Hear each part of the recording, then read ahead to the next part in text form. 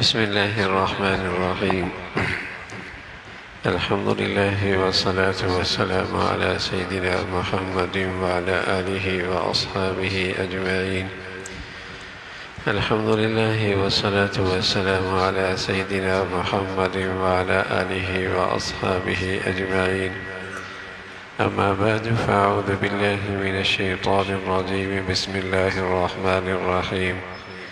فقلت استغفروا ربكم إنه كان غفارا يرسل السماء عليكم مدرارا ويمددكم بأموال وبنين ويجعل لكم جنات ويجعل لكم أنهارا. صدق الله العظيم.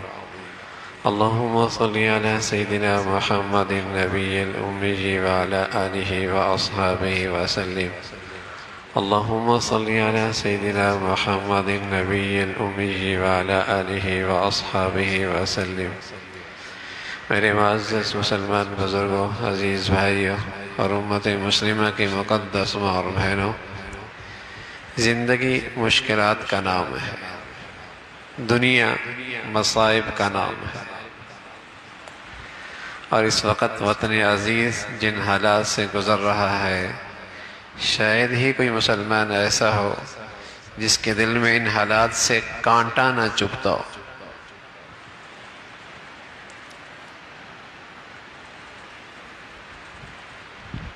ایک بے چینی کی کیفیت ہے، ایک تکلیف دہ حالات ہیں۔ کتنے مسلمان تکلیف اور آزمائش میں، سیلاب، طوفان، پھر ملکی حالات، عدم استحکام، انتشار، ہماری شامت اعمال کہ کیسے لوگوں کے پیچھے یہ قوم چل پڑی ہے، کن کے ہاتھوں میں ہمارے قومی معاملات اور قومی ذمہ داریاں ہیں، شامت اعمال ہیں، لیکن پریشان ہر قسم کا طبقہ ہے۔ تو زندگی مشکلات کا نام ہے، دنیا مصائب کا نام ہے، اور ان حالات کے اندر بھی تو میرے عزیزو، پیارے رسول صلی اللہ علیہ وسلم نے بتایا کہ ہر مشکل کا حل استغفار میں، ہر مشکل کا حل استغفار میں۔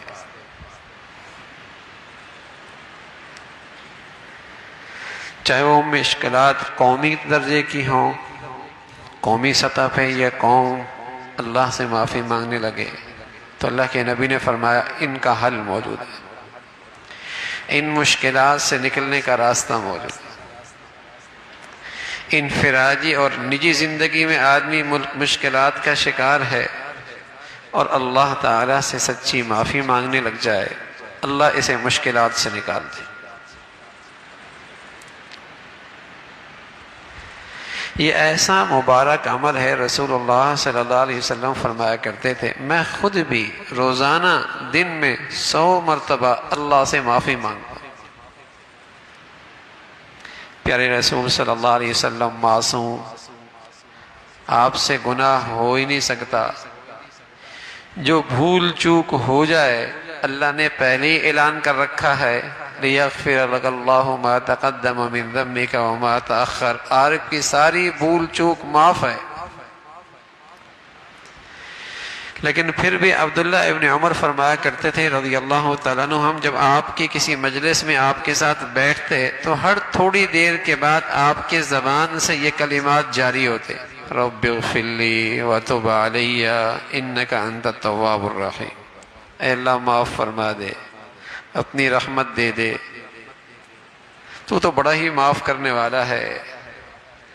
تو عبداللہ ابن عمر فرمایا کرتے تھے رضی اللہ تعالیٰ عنہ، ہم جب آپ علیہ السلام کی مجلس میں ہوتے تو ہر تھوڑی دیر کے بعد آپ کی زبان سے یہ کلمات جاری ہوتے، رب اغفر لی وتب علی انک انت التواب الرحیم، رب اغفر لی وتب علی انک انت التواب الرحیم۔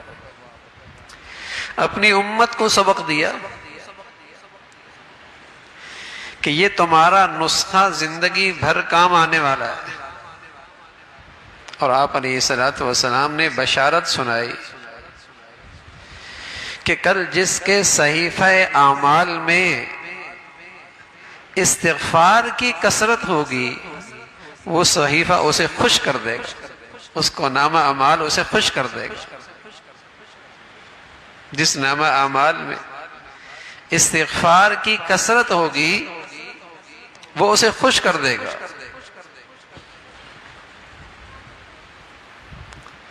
مشکلات ختم ہوتی ہیں، مصائب سے حفاظت ہوتی ہے، نجات ملتی ہے۔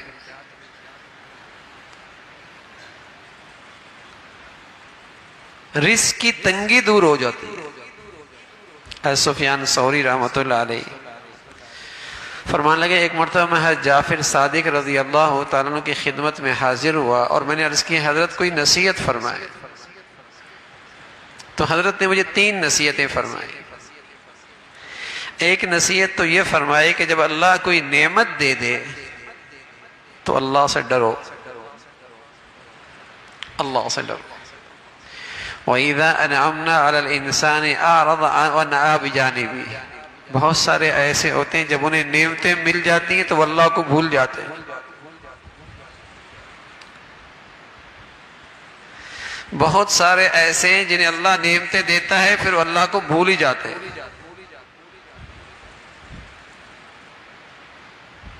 جب تھوڑی زندگی کے اسباب تھے تو ان کی زندگی میں سجدی بھی تھے، تلاوت بھی تھی، ان کے گھروں میں شرم و حیا اور غیرت بھی تھی۔ تھوڑی سی نعمتوں میں اضافہ کیا ہوا، ان کی پیشانیاں بھول ہی گئیں کہ اللہ کے سامنے جھکا کیسے جاتا ہے، اور ان کی زبانیں اللہ کے کلام سے محروم ہو گئی، گھروں سے شرم و حیا غیرت ختم ہو گئی۔ تو فرمایا کرتے تھے جب اللہ تعالیٰ کوئی نعمت دے تو اللہ سے ڈرو، کہیں یہ تمہیں غافل نہ کر دے، کہیں یہ نعمت تمہیں اللہ سے دور نہ کر دے۔ وَأُمْلِي لَهُمْ إِنَّ كَيْدِي مَتِينٌ، کہ بس اوقات اللہ رب العزت ڈھیل دیتے ہیں، یہ نافرمانیاں کر رہا ہے اسے اور نعمتیں مل رہی ہیں، یہ سرکشی میں ہے اسے اور مل رہا ہے۔ اللہ کہتا ہے وَأُمْلِي لَهُمْ، ہم انہیں مہلت دیتے ہیں، ڈھیل دیتے ہیں۔ إِنَّ كَيْدِي مَتِينٌ، پھر ہماری پکڑ بڑی سخت ہوگی۔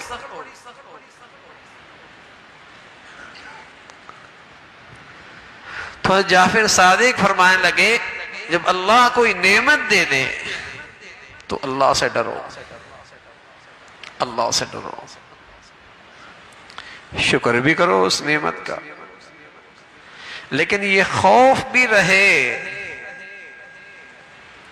کہیں اس نعمت کی ناقدری نہ ہو۔ رسول اللہ صلی اللہ علیہ وسلم دعا اپنی امت کو دعا دے گئے کہ یہ دعا کیا کرو، اللہم انا نعوذ بک من زوال نعمتک، اللہ تیری پناہ میں آنا چاہتا ہوں کہ میری یہ نعمت کہیں چلی نہ جائے، وتحول عافیتک، جو آپ نے مجھے عافیت کی زندگی دے رکھی ہے کہ میں اس سے محروم نہ ہو جاؤں۔ تو نعمت کا ملنا ایک امتحان ہوتا ہے، نعمت کا ملنا ایک امتحان ہوتا ہے کہ اس میں شکر بجا لاتا ہے اور اس نعمت کو اللہ کے قرب کا ذریعہ بناتا ہے، ایک امتحان ہوتا ہے، یا اس نعمت سے سرکشی میں مبتلا ہے، گناہوں میں مبتلا ہوتا ہے، اللہ سے اور غافل ہوتا ہے، ایک امتحان ہوتی ہے نعمت۔ اس خیال میں نہ رہے کہ صرف مصائب ہی آزمائش اور امتحان ہوتے ہیں، نعمتیں بھی امتحان ہوتی ہیں۔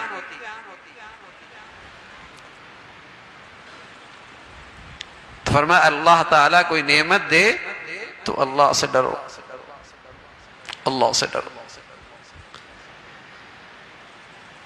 کہیں یہ نعمت چلی نہ جائے، کہیں یہ نعمت ضائع ہی نہ ہو جائے۔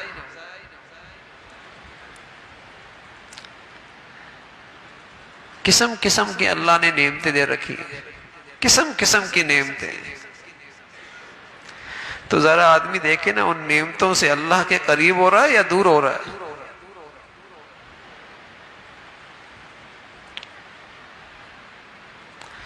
دوسری نصیحت فرمائی کہ جب رزق میں تاخیر ہو رہی ہو رزق کی میں تاخیر ہو رہی ہو تو استغفار کیا کرو، اس لیے کہ استغفار سے بند گلیاں، بند راستے، رکاوٹیں ختم ہوتی ہیں۔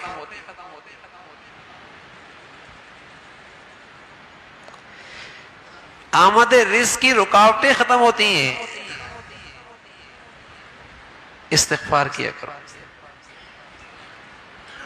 اب لوگ کہتے ہیں نا بندش ہو گئی، ہم انہیں کہتے ہیں بھئی اللہ سے معافی مانگ لو، تو فوراً وہ کہتے ہیں ہم نے تو کوئی گناہ کیا ہی نہیں۔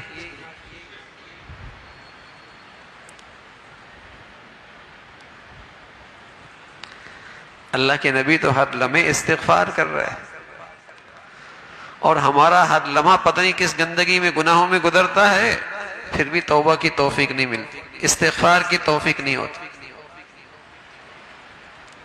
حالانکہ اس پرفتن دور میں جہاں آنکھوں کو پناہ نہیں، کانوں کی حفاظت نہیں، زبان میں احتیاط نہیں، پھر بھی آج مسلمان سمجھتا ہے مجھے استغفار کی ضرورت کوئی نہیں۔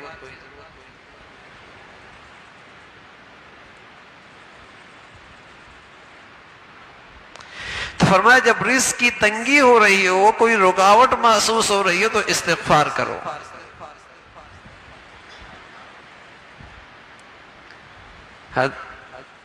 نوح علیہ السلام نے اپنی قوم سے کہا فَقُلْتُ اسْتَغْفِرُوا رَبَّكُمْ إِنَّهُ كَانَ غَفَّارًا، اپنے اللہ سے معافی مانگو، استغفار کرو، وہ بڑا معاف کرنے والا۔ اس استغفار پہ دے گا کیا؟ يُرْسِلِ السَّمَاءَ عَلَيْكُمْ مِدْرَارًا، رحمت کی برسات دے گا، رحمت کی بارشیں دے گا۔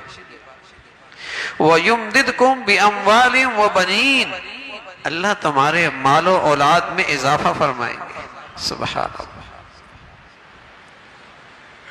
ایک اللہ کا پیغمبر ہے، اور اللہ کا پیغمبر وہی کچھ کہتے ہیں جنہیں اللہ کہتے ہیں، اور پھر اللہ نے اس کلام کو اپنا کلام، کلام اللہ، یہ کلام اللہ میں اللہ کا کلام، استغفار کرو۔ وَيَزِدْكُمْ قُوَّةً إِلَىٰ قُوَّتِكُمْ، تمہاری صحت اچھی ہو جائے گی،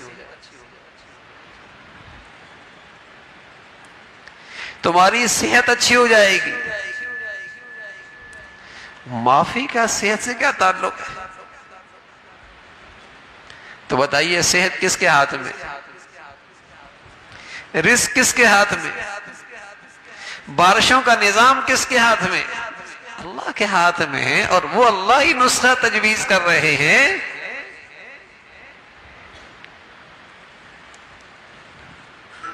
وَيُمْدِدْكُمْ بِأَمْوَالٍ وَبَنِينَ، استغفار کرو گے تمہاری مال و دولت میں اضافہ ہوگا،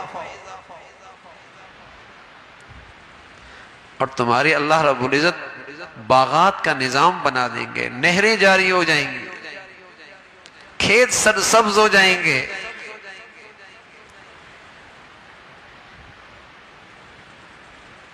اب شامت اعمال ہے کہ جب بارش کی ضرورت ہوتی ہے تو بوند بوند کو کسان ترس رہا ہوتا ہے، اور جب ضرورت نہیں ہوتی تو آفت بن کے آ جاتی ہے۔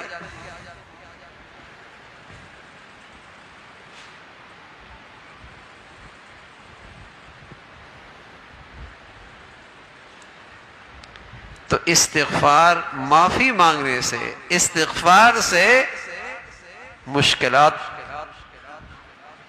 ختم ہوتی ہے، مصائب سے نجات ملتی ہے، رزق کی تنگی، معاشی پریشانی ختم ہوتی ہے۔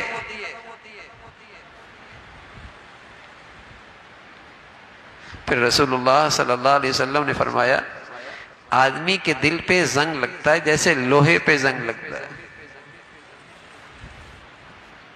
آدمی کے دل پہ زنگ لگتا ہے جیسے لوہے پہ زنگ لگتا ہے۔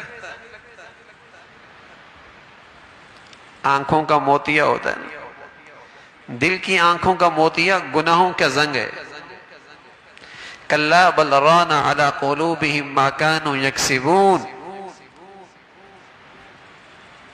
ان گناہوں نے اس کے دل کو زنگ آلود کر دیا، دلوں پہ زنگ لگ گئے، آنکھوں پہ موتی آ جائے، ہموار زمین ہو، گڑا ہو، پتہ کوئی نہیں لگتا، بس اوقات نظر ہی نہیں آتا، چیزوں کی پہچان ختم ہو جاتی ہے، چیزوں کی پہچان ختم ہو جاتی ہے۔ اللہ حفاظت فرمائے، جب دلوں پہ گناہوں کا زنگ لگ جاتا ہے تو ہلاکت کس میں ہے، نجات کس میں ہے، سمجھ میں نہیں آتی۔ رہبر کون ہے، رہزن کون ہے، فرق نہیں کر سکتا۔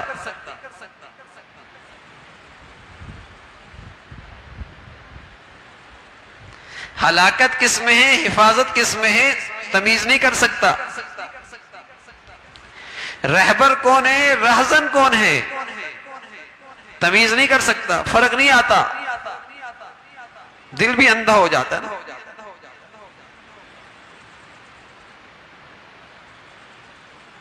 یہاں بھی موتی آتا ہے، اس پر بھی سارا زنگ آ جاتا ہے۔ رسول اللہ صلی اللہ علیہ وسلم فرمایا یہ زنگ دور کیسے ہوگا؟ فرمایا استغفار کرنے سے، استغفار کرنے سے۔ اب استغفار میں جتنا خلوص ہوگا،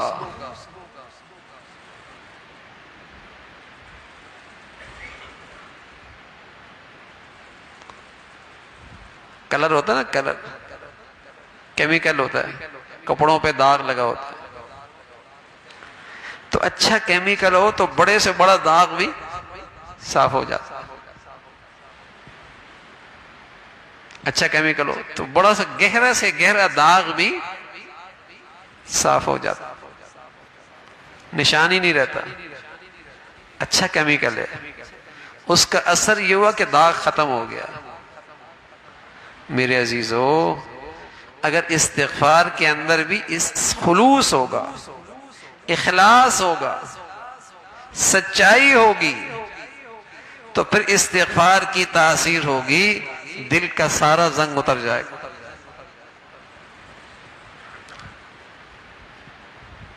کیمیکل کمزور ہو تو داغ جاتا ہی نہیں، صرف زبان کا استغفار ہو، دل کا استغفار نہ ہو، زبان کے الفاظ ہوں، دل کی سچائی ساتھ نہ ہو، اخلاص نہ ہو۔ سبحان اللہ، پیارے رسول صلی اللہ علیہ وسلم نے فرمایا ایک شخص نے اخلاص سے استغفار کیا، 99 قتل کیے، 99 قتل کیے، پھر 100 بھی کر لیا، اس کی اس اخلاص کے اس استغفار نے اس سارے 100 قتل کا زنگ صاف کر دیا۔ 100 قتل، اس کا استغفار سچا تھا، اس کی معافی سچی تھی، اللہ کی شان، چند ہی لمحوں کے بعد اس کا انتقال ہو گیا۔ جنت کے فرشتے بھی آ گئے، جہنم کے فرشتے بھی آ گئے، کون لے کے جائے گا؟ فیصلہ یہ ہوا کہ یہ استغفار میں سچا تھا، اللہ نے 100 قتل کا گناہ بھی معاف کر دیا، یہ جنتی ہے۔ لیکن استغفار تو ہو نا، اس استغفار کی تاثیر یہی ہے، اگر سچائی کے ساتھ ہو تو دل چمک جاتا، بینائی واپس آ جاتی، دل کا زنگ ختم ہو جاتا ہے، آنکھوں کی بینائی، بصارت، اللہ دل کی بینائی، بصیرت واپس کر دیتے ہیں۔ بصارت بھی اللہ کی بڑی نعمت ہے، لیکن بصیرت تو اللہ اپنے خاص بندوں کو دیتا ہے جس سے اللہ راضی ہو جاتا ہے، یہ ہر کس ناقص کو نہیں ملتی۔ بصارت تو ظالم مظلوم سب کے پاس ہوتی ہے، کافر مسلمان سب کے پاس ہوتی ہے، نیک بد سب کے حصے میں آ جاتی ہے، بصیرت ہر ایک کے ہاتھ میں نہیں آتی۔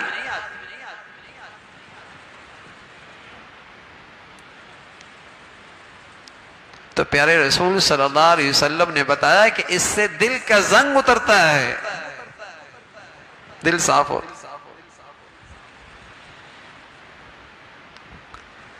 دل صاف ستھرا ہو جاتا۔ تو استغفار ہو، مشکلات کا حل ہے، اس مصائب سے نجات ہے، اس رکاوٹیں ختم ہوتی ہیں۔ رسول اللہ صلی اللہ علیہ وسلم فرمایا کوئی بھی تنگی ہو، استغفار سچا ہو، اللہ راستہ نکال دے گا۔ کوئی بھی غم ہو، استغفار سچا ہو، اللہ نجات دے دیں گے۔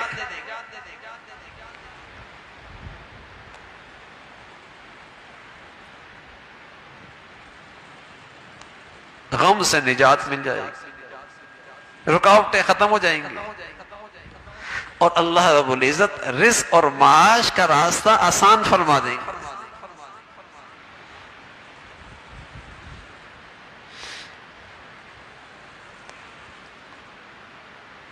تو یہ استغفار اخلاص کے ساتھ ہو، خلوص کے ساتھ، کہ اللہ کو راضی کرنے کے لیے یہ اخلاص استغفار کر رہا۔ جس قدر اخلاص کے ساتھ ہوگا اس کی تاثیر زیادہ ہوگی، اس کا اثر زیادہ ہوگا۔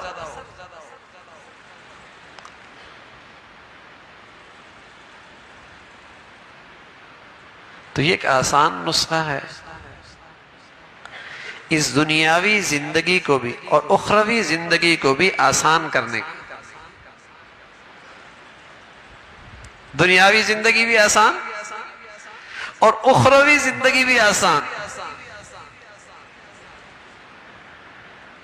کہ ہر وقت آدمی توبہ تائب رہے،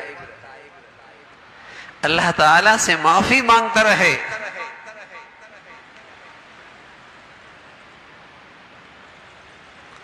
ہمارے ہاں عارفی رحمت اللہ علیہ فرمایا کرتے تھے، جب بھی کوئی ناگوار حالات آتے ہیں تو لوگ تبصروں میں لگ جاتے ہیں، الزام تراشیاں ہو رہی ہوتی ہیں، ایک دوسرے پہ ڈالتے رہتے ہیں۔ فرمایا کرتا اللہ کے بندو، اتنی دیر اللہ کے سامنے گڑ گڑا لیتے تو اللہ کی رحمت سے تمہارے مسئلے حل ہو جاتے ہیں۔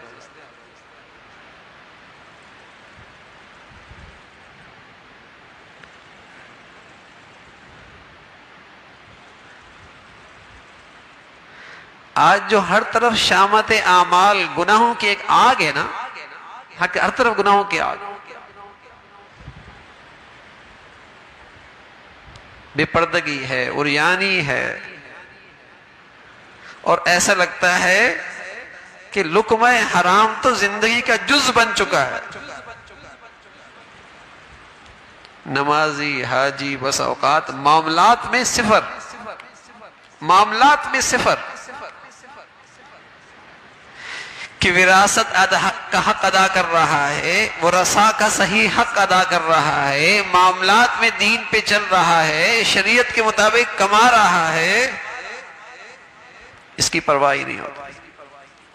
بس ایک فکر ہے کہ آنا چاہیے، اب حلال آیا ہے، حرام آیا ہے، جائز ہے، ناجائز ہے، بس میرا اسٹیٹس برقرار رہنا چاہیے۔ بس یہ حرام ایسے منہ کو لگا ہے کہ اس کا احساس بھی مٹ گیا۔ اللہ معاف فرمائے۔ رسول اللہ صلی اللہ علیہ وسلم فرمانے لگے، آدم کے بیٹے کا قدم اپنی جگہ سے محشر کے میدان میں ہٹنے نہیں پائے گا، سرکے گا نہیں، جب تک کہ 5 سوالوں کا جواب نہ دے۔ ان میں ایک سوال ہوگا، جوانی کہاں گزاری؟ دوسرا سوال ہوگا شباب، جوانی زندگی کہاں گزاری؟ دوسرا سوال ہے شباب کہاں پرانا کیا؟ 2 سوال ہوں گے معاملات کے متعلق۔ دو سوال معاملات کے متعلق. حالانکہ معاملات بھی زندگی کا حصہ ہے، معاملات بھی جوانی کا حصہ ہے، لیکن خاص طور پہ رسول اللہ صلی اللہ علیہ وسلم فرمانے لگے سوال ہوگا من این اکتسب وفیما انفق، مال کمایا کہاں سے، ذرائع کون سے تھے، اسباب کون سے اختیار کیے، حلال طریقہ تھا یا حرام، جائز تھا یا ناجائز، مال کہاں سے کمایا. اور صرف بات یہاں تک نہیں، مال پھر خرچ کہاں کیا. آمد اور خرچ کے بارے میں خاص طور پہ سوال ہوگا.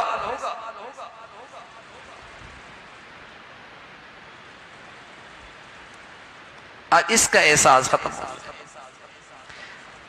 تو ہر طرف شامت اعمال کے جو یہ حالات ہے نا، گناہوں کی آگ ہے نا،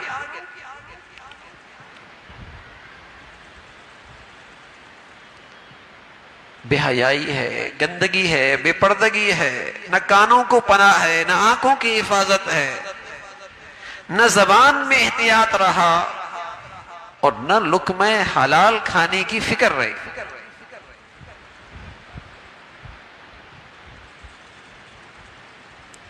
کس کا مال ہے، صحیح ہے یا غلط ہے، جائز ہے یا ناجائز ہے،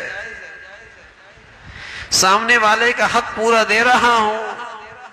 حالانکہ استغفار معافی تبھی معافی ہوگی اگر وہ معاملہ بندوں کے ساتھ ہوگا، تو یہ معافی بھی اس وقت تک قبول نہیں ہوگی جب تک کہ بندہ معاف نہ کرے.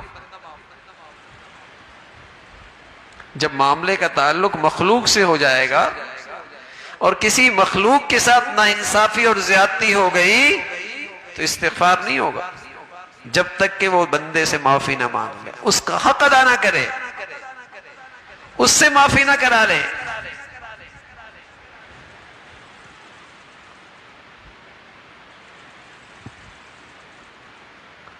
تو ان شامت اعمال سے جو حالات ہیں اس کا نسخہ یہی ہے کہ ہم اللہ تعالی سے سچی معافی مانگنے والے ہوں.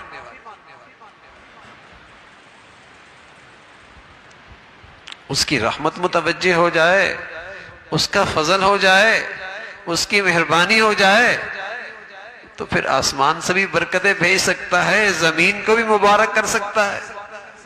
اس کے بھی کیا خزانوں میں کمی ہے. لیکن اگر وہ ذات ناراض ہو جائے تو پھر کون کھلا سکتا ہے، پھر کون ضروریات پوری کر سکتا ہے، پھر کون مشکلات سے ہمیں نکال سکتا ہے.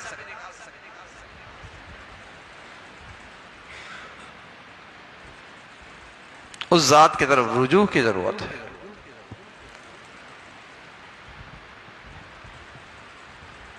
کہ اللہ تعالی سے سچی معافی ہو اور کثرت کے ساتھ معافی کی کلمات ہماری زبانوں پہ ہوں. رسول اللہ صلی اللہ علیہ وسلم نے اپنی زندگی میں بے شمار معافی کی کلمات بتلائے. کثرت کے ساتھ احادیث میں استغفار کے کلمات آتے ہیں.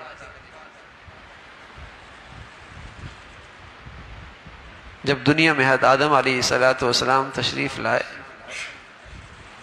تو ظاہر ہے جب آپ تشریف لائے تو اللہ رب العزت نے گناہ بھی پیدا کیا. بندے کے اندر گناہ کرنے کا جذبہ بھی رکھا، لیکن اللہ رب العزت نے ساتھ اس کا علاج اور تریاق بھی دیا. اور تریاق اور علاج یہ دیا، ربنا ظلمنا انفسنا وَإِن لَّمْ تَغْفِرْ لَنَا وَتَرْحَمْنَا لَنَكُونَنَّ مِنَ، اے اللہ مجھ سے زیادتی ہو گئی، معاف فرما. اور اگر آپ معاف نہیں کریں گے تو میں تو گھاٹے میں ہوں گا، اگر آپ کی رحمت نہ ہوئی تو میرا تو نقصان ہو جائے گا.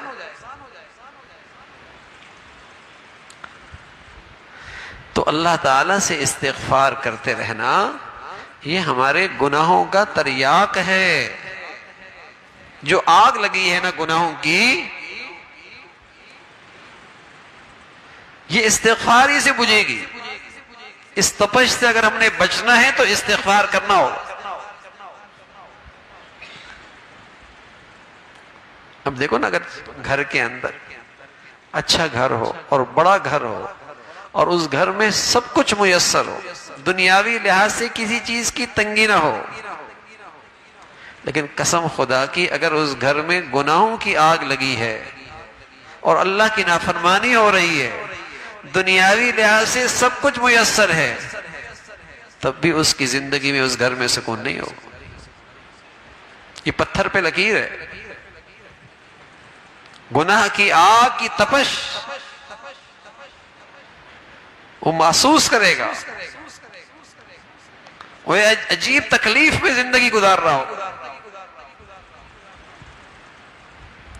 آج میں پڑھ رہا تھا، اپنے ملک کے بارے میں پڑھ رہا تھا کہ یہاں خودکشیوں کا ریشو بڑھتا چلا جا رہا ہے، اور اللہ کی شان یہ خودکشی کرنے والی جو مخلوق ہے وہ کوئی 50 سال کی نہیں ہے جس پر معاشی بوجھ ہو، 60 سال کی نہیں ہے جس پر اولاد کی ذمہ داریاں بھی آ گئی ہیں، یہ زیادہ تر وہ مخلوق ہے جس کی عمر 18 سال سے لے کر 28 سال تک۔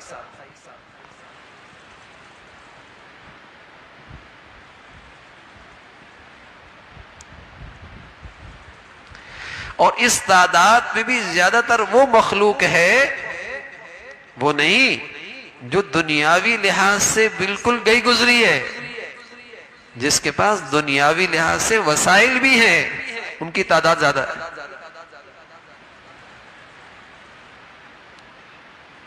اس لیے کہ گناہوں کی تپش سکون نہیں لینے دیتی،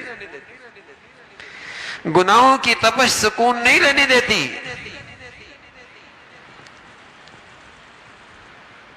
پیسہ ہے، دولت ہے، تو پیسوں سے تو آپ زیادہ سے زیادہ راحت کی چیزیں لا سکتے ہیں، راحت تو نہیں لا سکتے، سکون کا سامان لا سکتے ہیں، سکون تو نہیں لا سکتے۔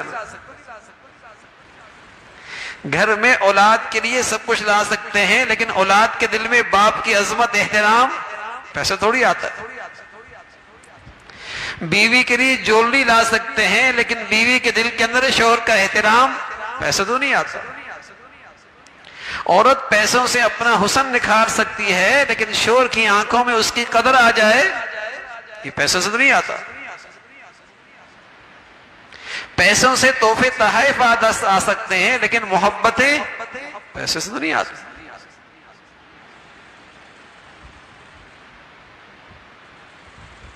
وہ تو کوئی اور چیز ہے جس کے بدولت اللہ رب العزت راضی ہوتے ہیں، رحمت فرماتے ہیں، مہربانی ہو جاتی ہے، زندگی خوبصورت ہو جاتی ہے۔ اور اس کا آسان نسخہ ہے میرے عزیزو، کثرت سے اللہ تعالیٰ سے سچی معافی مانگنا، استغفار اس کا حل ہے۔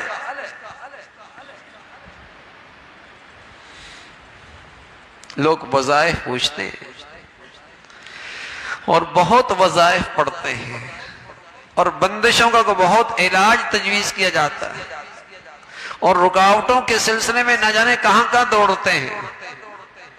تو بھائی اللہ کے نبی نے وظیفہ بتا دیا ہے، معافی مانگ لو سچی، استغفار سچائی سے کر لو، اور کرتے رہو زندگی بھر۔ انجانے میں گناہ ہو جاتا ہے، انجانے سے خطا ہو جاتی ہے، پھر بھول سے پھر گناہ کر لیتا ہے۔ رسول اللہ صلی اللہ علیہ وسلم نے فرمایا، بندہ بار بار گناہ کرتا ہے اور بار بار اللہ سے معافی مانگتا ہے، اللہ بھی کہتے ہیں میرا بندہ جب تک مجھ سے معافی مانگتا رہے گا میں بھی معاف کرتا رہوں۔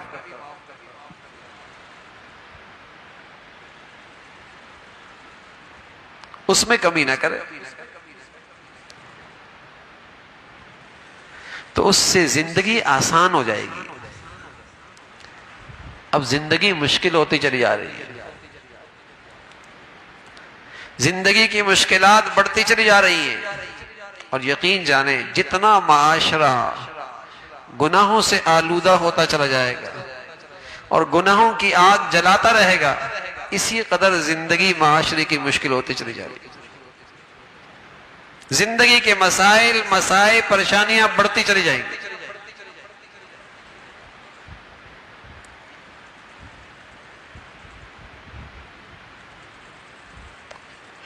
یہ تو اللہ نے کہا ہے فَإِنَّ لَهُ مَعِيشَةً ضَنْكَ، جو شخص بھی میری فرمانبرداری سے منہ موڑے گا، جو شخص بھی میری فرمانبرداری سے منہ موڑے گا، ہم اس کی زندگی تنگ کر دیں گے۔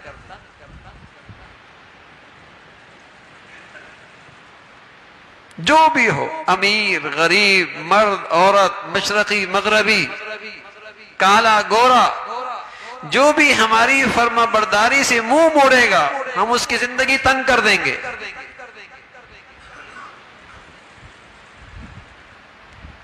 وہ اپنی زندگی سے تنگ آ جائے گا۔ مغربی ملکوں میں آپ دیکھیں ظاہری زندگی کے لحاظ سے انہیں ہر کچھ سب کچھ میسر ہے، لیکن ان کی زندگی اتنی تنگ ہے کہ 1 منٹ میں وہاں کئی لوگ خودکشی کرنے کی کوشش کرتے ہیں، کامیاب تھوڑے ہوتے ہیں لیکن کوشش بہت کرتے ہیں۔ سیکنڈوں میں ایک آدمی خودکشی سے مر رہا ہے، منٹوں میں بھی نہیں، سیکنڈوں میں۔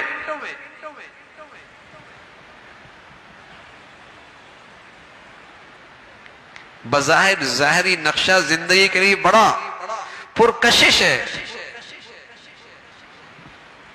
لیکن اللہ کی بات سچی ہے نا، وَمَنْ أَعْرَضَ عَنْ ذِكْرِي فَإِنَّ لَهُ مَعِيشَةً ضَنْكَ، جو ہماری فرما برداری سے منہ موڑے گا ہم اس کی زندگی تنگ کر دیں گے، اپنی زندگی سے تنگ آ جائے گا۔ آج کا نوجوان زندگی سے تنگ ہے، خودکشی کر رہا ہے، زندگی سے تنگ ہے، نشہ کر رہا ہے۔ یہ کیا چیز ہے؟ زندگی سے تنگ ہے نا۔ اور یہ زندگی سے کیوں تنگ ہے؟ پیسہ نہیں ہے، گاڑی نہیں ہے، کوٹھی نہیں ہے، بنگلہ نہیں ہے، معاش نہیں ہے، نا۔ اس تنگی کی وجہ قرآن نے بتائی ہے، اس کی زندگی میں اللہ کی فرما برداری نہیں ہے۔ نافرمان آدمی کی زندگی تنگ ہوگی، اور اگر غریب فرما بردار ہے سبحان اللہ اس کے دل کو سکون ہوگا۔ تطمئن القلوب، کوئی بھی ہو فرما بردار ہوگا، مطمئن رہے گا، سکون سے رہے گا۔ نافرمان کو یہ سزا ملے گی، اس کی زندگی تنگ ہو جائے گی۔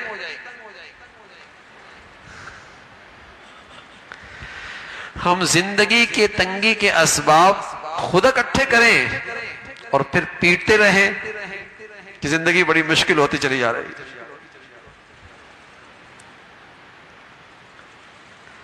ہم زندگی کی تنگی کے اسباب وسائل گھر میں خود اکٹھے کریں اور پھر پیٹیں کہ زندگی بڑی مشکل ہوتی چلی جا رہی ہے۔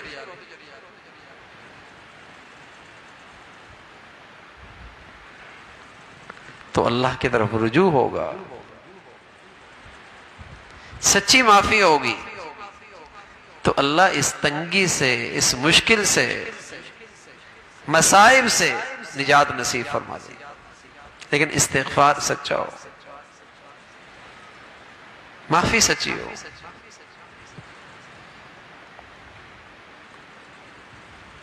کثرت سے استغفار ہو۔ اللہ کے پیاروں کی قرآن میں اللہ کے پیاروں کا تذکرہ ہے، والمستغفرین بالاسحار، سبحان اللہ۔ اللہ ہمیں یہ گھڑی نصیب فرما دے، یہ رات عبادت میں گزارتے ہیں، کبھی قیام میں کبھی رکوع میں، اللہ سے خوف بھی، اپنے گناہوں پہ خوف بھی ہے، اس کی رحمت سے امید بھی ہے، لیکن جب سورج صبح صادق ہونے کا وقت ہوتا ہے، صبح ہونے لگتی ہے، والمستغفرین بالاسحار، سحری کے وقت کثرت سے اللہ سے معافیاں مانگو۔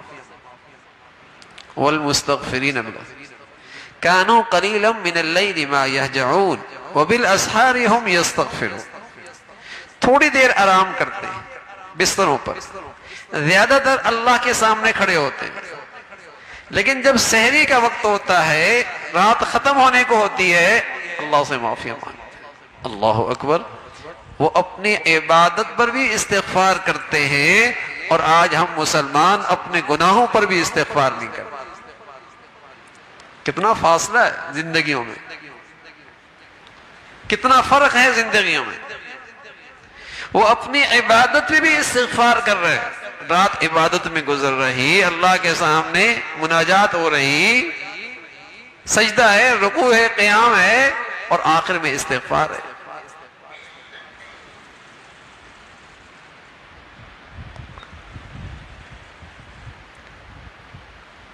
تو استغفار بڑا مبارک عمل ہے۔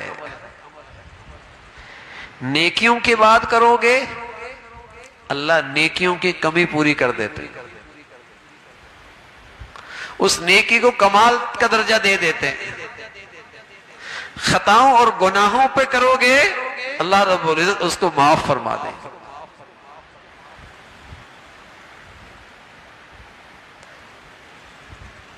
حضرت صدیق اکبر رضی اللہ تعالیٰ عنہ بڑھیا نماز پڑھتے تھے، اور بہت ہی بڑھیا نماز پڑھا کرتے تھے۔ جب قیام فرماتے دیکھنے والے سمجھتے ایسا لگتا جیسے لکڑی گاڑ دی، ایسے پرسکون نماز پڑھتے رات کو۔ تو پیارے رسول صلی اللہ علیہ وسلم نے حضرت حضرت صدیق اکبر سے فرمایا رضی اللہ تعالیٰ صدیق، جب تم نماز کے اختتام پہ ہو، سلام سے پہلے یہ اللہ سے معافی مانگ کرو، اور یوں کہا کرو اللہم انی ظلمت نفسی، اللہ میں نے اپنی جان پہ ظلم کیا۔ اللہ اکبر۔ نماز کس کی؟ حضرت صدیق کی، جس کے ایمان کی شان کیا ہے؟ لو وزن ایمان ابی بکر مع سائر امہ لرجح ایمان ابی بکر، کہ ساری امت کا ایمان ایک طرف اور صدیق کا ایمان ایک طرف، تو صدیق کا ایمان سب پہ بھاری ہو جائے، تو صدیق کی نماز پھر کیسی ہوگی؟ ایمان ایسا۔ تو فرمایا جب نماز ختم ہونے کے ہو تو آخر میں استغفار کیا کرو، یہ کلمات کا اللہم انی ظلمت نفسی ظلما کثیرا، سبحان اللہ۔ اس سے نیکی اعلیٰ درجہ پا لیتی، نیکی کمال درجے تک پہنچ جاتی۔ فرمایا سلام پھیرو تو کیا پڑھو؟ استغفر اللہ استغفر اللہ استغفر۔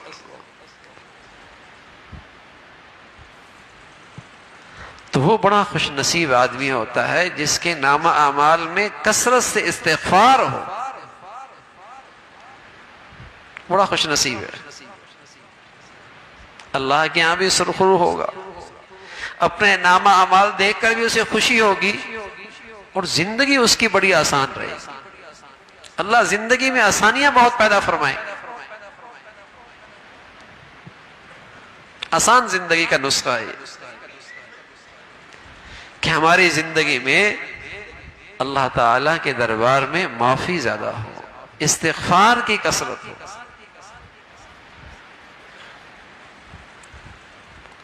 تو حضرت سفیان ثوری رحمۃ اللہ علیہ نے حضرت جعفر صادق رضی اللہ رحمۃ اللہ علیہ سے جب پوچھا کہ مجھے نصیحت فرمائیں، تو پہلی نصیحت یہ فرمائی نعمت اللہ دے تو اللہ سے ڈرتے رہو، کہیں ضائع نہ ہو جائے، کہیں چلی نہ جائے، کہیں اس نعمت کی نہ قدری نہ ہو۔ دوسرا نصیحت یہ فرمائی کہ جب تمہیں معاش کے سلسلے میں کوئی رکاوٹ محسوس ہو رہی ہو، رزق میں تنگی محسوس ہو رہی ہو، تو استغفار کیا کرو۔ ان العبد لیحرم الرزق بذنب یصیب، بندہ اللہ کی نافرمانی کرتا ہے تو اللہ اس سے رزق اٹھا لیتا ہے۔ اب چاہے رزق زہری شکل اس کی اٹھ جائے، چاہے اس کی برکت اٹھا لے، چاہے اللہ رب العزت زہری لحاظ سے اسے رزق سے محروم کر دے، اور چاہے اس کی برکت اٹھا لے کہ پیچھے اس رزق کا چوکیدار تو رہ رہا ہے، اس رزق سے اسے نفع کچھ نہیں حاصل ہو رہا، اس کے پیچھے خوار تو ہو رہا ہے، پریشان تو ہو رہا ہے، لیکن اللہ نے اس رزق میں اس کے لیے نفع کوئی نہیں رکھا، نہ اس میں اس کی ایمان کی حفاظت ہے، نہ اس میں اس کی اولاد فرما بردار ہے، نہ اس رزق میں خود اس کے لیے سکون اور راحت ہے، خوار بہت ہے اس رزق کے پیچھے۔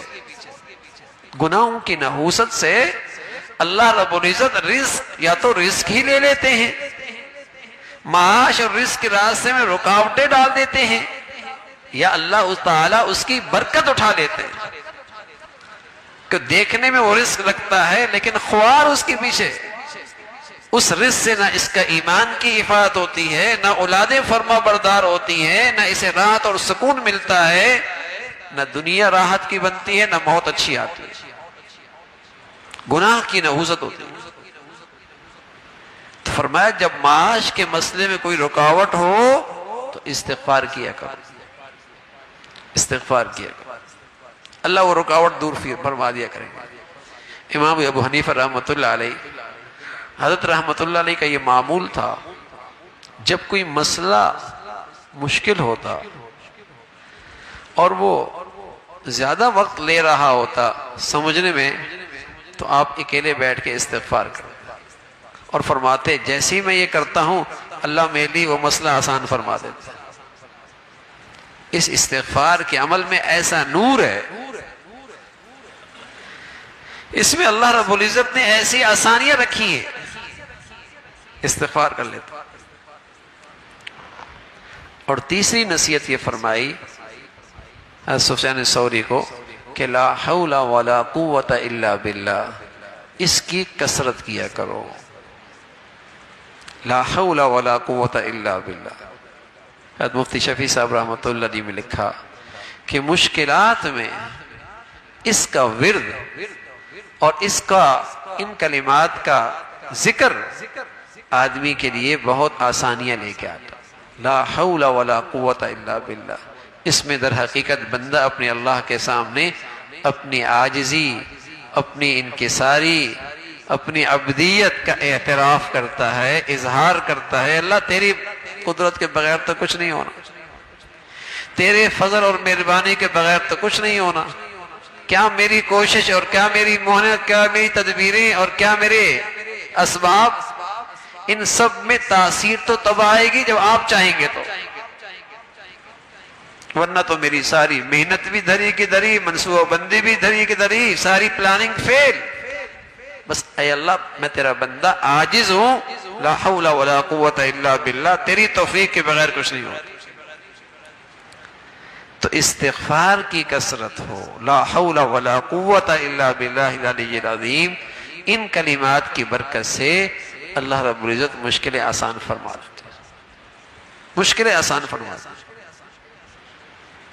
ان کلمات میں یہ تاثیر رکھی ہے، اور اللہ کے نبی صلی اللہ علیہ وسلم نے اس کے نتائج بتائے کہ جو یہ مانگتا ہے اللہ اس کے لیے یوں آسانیاں پیدا فرماتے ہیں۔ تو میرے عزیزو، انفرادی زندگی، اجتماعی زندگی، گھریلو زندگی، قومی زندگی، ان مسائل کا حقیقی حل اور ان پریشانیوں سے نکلنے کا جو واحد اور جسے کہیں اللہ کے نبی صلی اللہ علیہ وسلم نے جو راستہ بتایا ہے وہ استغفار کی کثرت ہے۔ زمانہ جاہلیت میں مشرک کافر، مکہ کا مشرک، وہ بھی استغفار کیا کرتا تھا، اور جب وہ حج کرتے تھے، اگرچہ حج ان کا اپنے انداز سے ہوتا تھا، تو کہتے تھے غفرانک، غفران، اے اللہ معاف کر دے، اے اللہ معاف کر دے، اے اللہ معاف کر دے۔ تو اس استغفار کی وجہ سے اللہ رب العزت نے انہیں دنیاوی آفات سے محفوظ رکھا تھا، اس لیے کہ وہ اللہ کو مانتے تھے، بیت اللہ کو بھی مانتے تھے، آپ پر ایمان نہیں لایا تھا، اللہ کو مانتے تھے وہ، تو وہ معافی مانگتے تھے۔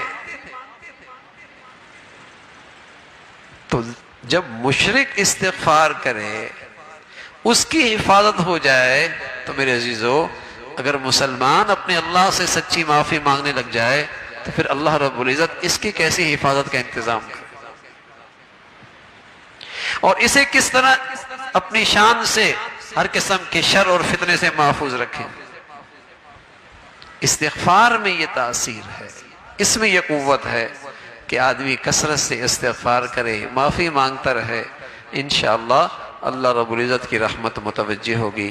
اللہ رب العزت بھائی جو کچھ کہا سنا عمل کی توفیق نصیب فرمائے۔ وآخر دعوانا ان الحمدللہ رب العالمین۔ اللہم لک الحمد کلو ولک الشکر کلو، اللہم لک الحمد کلو ولک الشکر کلو، اللہم اعنا علی ذکرک و شکرک و حسن عبادتک، اللہم اعنا علی ذکرک و شکرک و حسن عبادتک، ربنا ظلمنا انفسنا وإن لم تغفر لنا وترحمنا لنكونن من الخاسرين. يا حي يا قيوم برحمتك نستغيث أصلح لنا شأننا كله ولا تكلنا إلى أنفسنا طرفة عين. یا ارحم الراحمین، ہم نے جو کچھ کہا سنا عمل کی توفیق نصیب فرما، ایمان والی عافیت والی صحت والی زندگی عطا فرما۔ یا ارحم الراحمین، ہم سب کے تمام ظاہری باطنی گناہوں کو معاف فرما، ہماری زندگیاں اے اللہ گناہوں سے محفوظ فرما، مولا کریم گناہوں کی نحوستوں سے ہم سب کو محفوظ فرما، ہمارے گھروں کو محفوظ فرما، ہمارے بچے بچیوں کی حفاظت فرما۔ اے مولا کریم 100% اپنی فرما برداری کی زندگی نصیب فرما۔ یا ارحم الراحمین، تمام حاضرین حاضرات سامعین سامعات سبھی کی جائز حاجات کو پورا فرما، مشکلات کو آسان فرما، پریشانیوں کو ختم فرما، بری زندگی سے بری موت سے برے حالات سے محفوظ فرما۔ اے مولا کریم اپنے فضل سے ہر ماں باپ کو اپنے بچے بچیوں میں خوشیاں نصیب فرما، اولادوں کے آزمائشوں سے نافرمانیوں سے محفوظ فرما۔ مولا کریم ہماری اولادوں کو اپنا بھی والدین کا فرما بردار بنا، اولادوں کی ذمہ داریاں جو ماں باپ پر ہیں ان کی ادائیگی ماں باپ کے لیے آسان فرما۔ اے مولا کریم بچیوں بچوں کے لیے نیک صالح رشتوں کا انتظام فرما، جو بچیاں بچے اپنے ازواجی زندگی سے وابستہ ہیں مولا کریم ان کے گھروں کو محبت اور تقوی سے آباد فرما، ٹوٹ پھوٹ سے انتشار سے بد اعتمادی سے اے مولا کریم گھروں کو محفوظ فرما، ایمان والی حیا والی عفت والی پاک دامنی والی زندگی میں اور ترقی نصیب فرما۔ اے مولا کریم حلال نصیب فرما، برکت والا عطا فرما، حرام سے ہمیں محفوظ فرما، ہماری اولادوں کو محفوظ فرما، ہمارے گھروں کو حرام کی نحوست سے محفوظ فرما۔ اے مولا کریم اپنے فضل سے ہر آنے والا دن ایمان عافیت کے لحاظ سے بڑھیا نصیب فرما، موذی امراض سے محفوظ فرما، اسپتالوں کی زندگی سے حفاظت فرما، اچانک موتوں سے محفوظ فرما۔ مولا کریم کلمے والی موت نصیب فرما، ایمان والی زندگی موت عطا فرما۔ اے مولا کریم کل قیامت میں اپنے پیاروں میں شامل فرما، اپنے مقبول بندوں میں کھڑا فرما، اپنے فضل سے اپنے کرم سے ہم سب کے حال پہ رحم فرما۔ مولا کریم ساری امت مسلمہ کے حال پہ رحم فرما، مسلمانوں کو نیک صالح قیادت نصیب فرما، ظالموں سے بے دینوں سے جہلاء سے اس امت کو نجات نصیب فرما۔ مولا کریم دین کی خدمت کی جتنی شکلیں تیرے ہاں مقبول ہیں سبھی کی حفاظت فرما، کام کرنے والوں کی مدد اور نصرت فرما۔ یا ارحم الراحمین اپنے پیاروں کی عظمت محبت صحبت نصیب فرما، شریروں سے حاسدوں سے ہمیشہ محفوظ فرما، وطن عزیز کو امن اور سلامتی کا گہوارہ بنا۔ یا نیکی کی اور خیر کی اور تعمیر کی جتنی قوتیں ہیں انہیں غلبہ نصیب فرما، شر کی اور برائی کی اور بے حیائی کی جتنی طاقتیں ہیں انہیں نیست و نابود فرما۔ اے مولا کریم ہمارے ملک پہ رحم فرما، ہمارے شہر پہ رحم فرما، جو مصیبت میں اور تکلیف میں ہمارے بھائی ہیں اے مولا کریم ان کے لیے عافیت کی شکلیں پیدا فرما۔ اس مصیبت کی گھڑی میں اے مولا کریم ان کی مدد اور نصرت فرما، ان سب کو اپنا تعلق نصیب فرما، اپنی ذات کی طرف رجوع نصیب فرما۔